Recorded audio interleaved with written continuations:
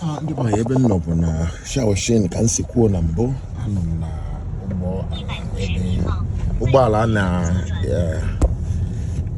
a na-akpọta na elekesakwe na be okay, anyị m eje na factory ebe na-ego ngwa afịa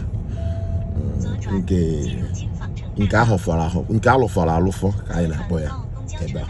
So anyị na-eje ebe anwa ọ ga-awụ ihe dịka 1.5 hours tupu anyị elute.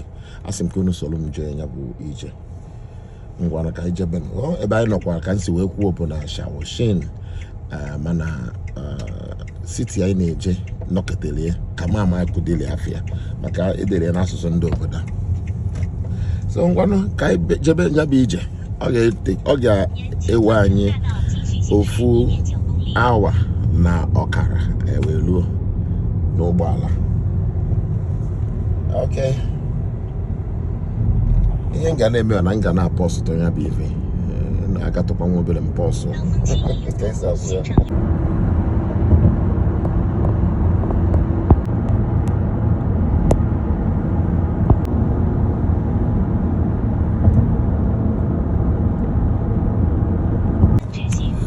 anyị erubela mana ụlọ Abuja alụ m na-ehi ya bụ ụra ụfọdụ obere ka ịlụ na-eme ụzọ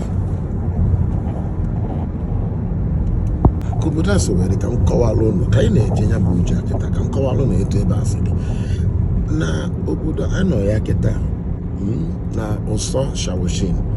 Ebe a bụ ebe alụgasịrị factories, mana factories ndị alụrụ ebe a bụ nke na-alụ akwa a na-eyi eyi.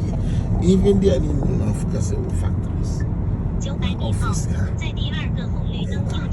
mana mgbe a ga-eru ebe ha bịara gbajuo dọrọ adọrọ, agaghị m egosikwa unu ihe mmemme na-egosi ya. Ebe a niile kịta bụ factories na-alụ akwa.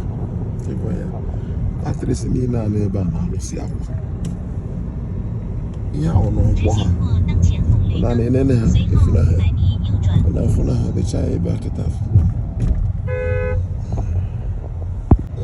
nke ebu na-aga ekwe nke ebu na-aga na ezi akwa ndị olu na-afụ kịta bụ ndị aka lụsịrị alụ. Ebutezie enye ebe a site n'ebe alụrụ ya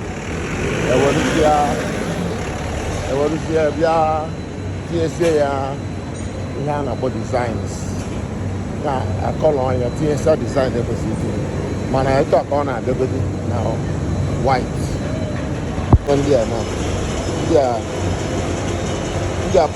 na-akpọ dịka polo sports, etinyebe ya kọlọ, etezie kọlọ dị mma.